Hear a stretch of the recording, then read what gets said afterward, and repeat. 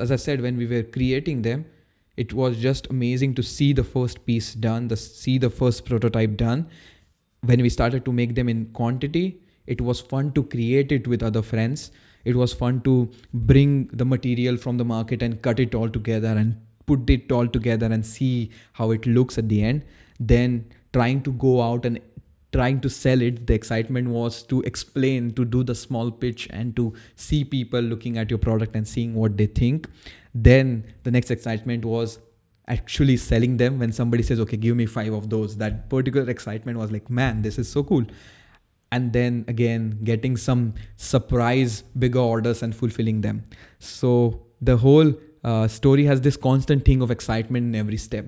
And that excitement was there because we were focused in that particular step. We were not thinking about how to sell the whole thing door to door when we were actually creating the prototype. We were just creating the prototype. When we were creating the mass production, we were not thinking about how much profit we will make. Of course, when we are doing real world, real businesses, again, that the story one was also a real business in a way. But when we are doing this bigger, serious things, we have to think about what will happen, what people will perceive, how we will solve the problem of the people. But if we want to sustain it for a longer time, if we want to keep experimenting and keep doing this different ways and approaches of solving problems in the world, I think we'll have to really stay true to the excitement of the particular step, excitement of the each thing which we do, and do it with that enthusiasm. Hey everyone, welcome back to the Fun Indian Guy podcast. This is the podcast where we talk about creativity, design and innovation, and I'm your host, Suyo, also known as the Fun Indian Guy. I'm a service designer, filmmaker, musician and a founder of an innovation company called Futuring Now, where we help individual startups and corporates and brand teams to innovate using our one-of-a-kind hands-on remote innovation experiences. So if you're interested in that, just go to www.futuringnow.com and check it out and let me know if there's something interesting for you or if you need something customized, because we are doing that. We are creating customized innovation experiences to solve challenges which you are facing, and it will be our honor to host you in our one-of-a-kind remote innovation lab. With that said, let's come back to today's podcast. And in today's podcast, I'm going to tell you a small story from my childhood. Very interesting story. It wasn't a story back then. It was just a usual experience. And now we have moved ahead in life. And now that I look back at it, it feels worth sharing. And I could see the kind of benefits which I got out of it, the kind of value which it added to my life.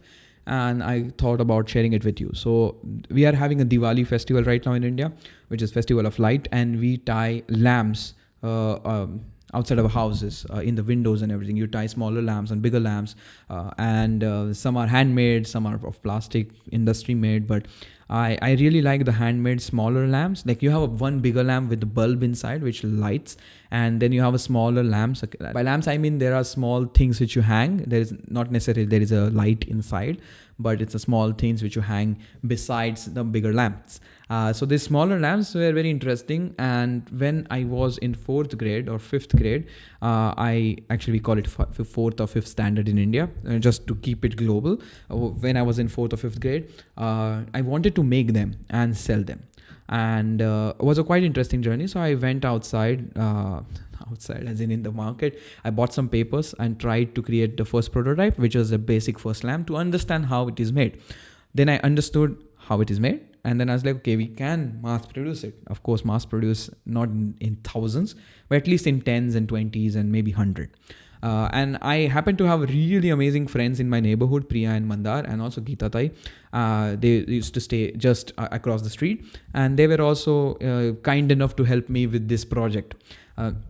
So what happened back then is when I started the plan of making more of them, like the smaller lamps, and trying to sell it to the neighborhood people, to family, friends and all, it all started with purchasing the raw material. And what my parents did back in the day was very nice, that they asked me to write down the whole thing in a notebook, like how much money I'm borrowing from them, how much money I'm spending on what, and then how much eventually money which I made through selling it. So then I took money from my parents, I brought the raw material, we made many of them, and once we had plenty, we started to go out door to door and start selling them. Of course, people knew me because I went into the neighborhood, not to some stranger's house, and started to try to sell them. And we were selling it for cheaper than the market price of it, because our lamps were not super duper perfect, but they were okay. in shape, and they did not look bad. When you have like 5 or 10 of them in a row outside your window, it looked really pretty and beautiful, and they were different than what you were getting in the market. So we sold it. We tried to sell it. Of course, some people just, I think, bought it because it was us selling, and they felt like kids from the neighborhood are doing something which was interesting. But then we also put some lamps at my uncle's shop.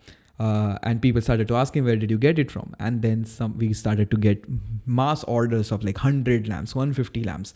Of course, it was not all possible to make them. So again, then my parents intervened, and we started to chop the papers at night and create them all together. And then I still remember I was on a scooter sitting behind with like bunch of lamps in my hand, and we delivered it to the customer or the person who bought 100 that year.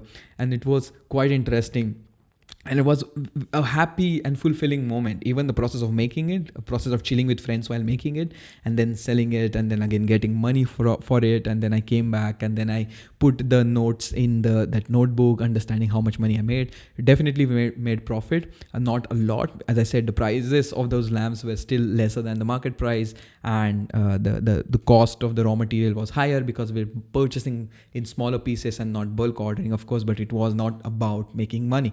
It was about having this activity of creating something and trying to sell it. And then eventually we made profit. And then what we did with profit, I think we ordered a dinner and we all ate together. And then I also returned the money which I borrowed. But it was a nice experience, and we repeated it for 2-3 years. And it wasn't a big deal back then. It was just a usual thing which we did. And now that I think about it, it has a really nice sense, because I was quite young back then. I wouldn't say it taught me how to do business, but it gave me sense of how to do things. It gave me sense of how to deal with the components of business. For example, getting the raw material, making it, selling it, and delivering it, and all those things. So passively, I got that. And as I'm moving ahead, and as I'm now trying to create businesses, it all makes sense, because we started with the prototype of creating the lamp, then we tried to sell it, and then as the market increased, I started to produce them in much more quantity. So definitely these experiences or these stories which we are telling right now hold a lot of importance. And as I look back to that whole experience, I definitely think it has taught me so many things passively, and so many things have been embedded in my system unknowingly for good. And I think this was a really great experience.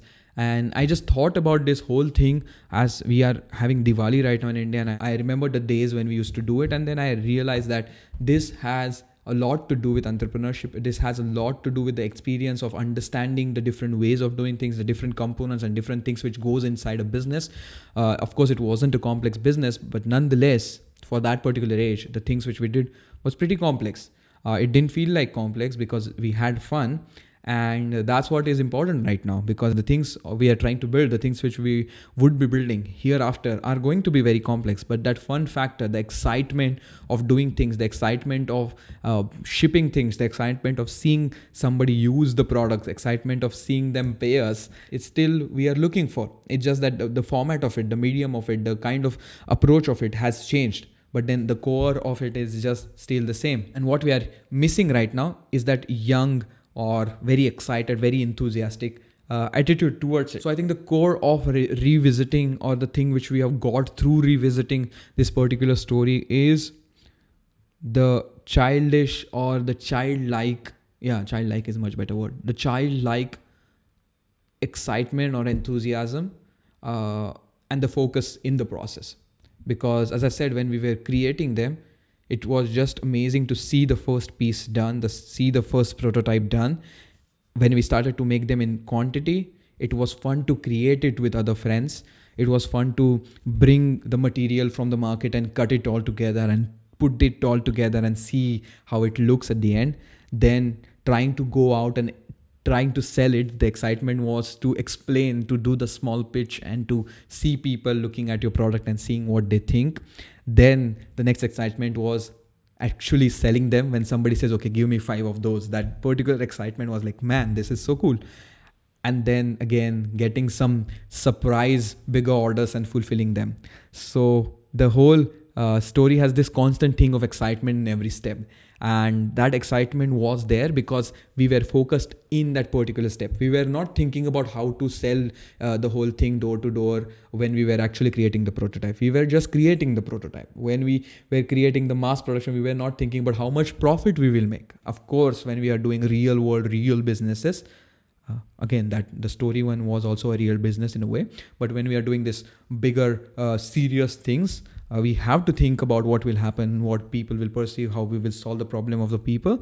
But if we want to sustain it for a longer time, if we want to keep experimenting and keep doing this different ways and approaches of solving problems in the world, I think we'll have to really stay true to the excitement of the particular step, excitement of the each thing which we do, and do it with that enthusiasm, because that is the only way we can keep it real and fun, and potentially it might turn into a story 20 years or 10 years down the line. But again, we are not doing it so that we can tell story. We are doing it because it's fun. And if it becomes a story over time, then it's again going to be fun to explain it later in your lifetime.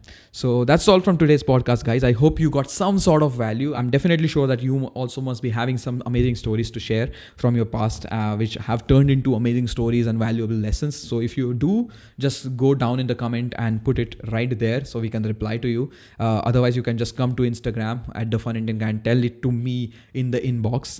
And we will also share it if it's very interesting and if it could add also value to other people's life. Because that's what we are doing with these videos. As I said, reading the book practice, and the core of doing this consistently, the core of putting the videos out there, the core of creating businesses and trying to create the different ways of solving problem is trying to help somebody with something.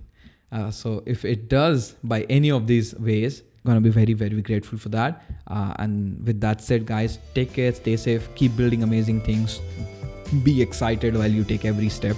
And enjoy that each and everything which you're doing. Eventually, we'll see if it's worth telling a story or not, but definitely worth living that moment with that excitement and enthusiasm.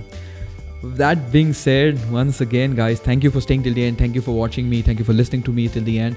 I really appreciate it. And I'll catch you in the next video or the podcast.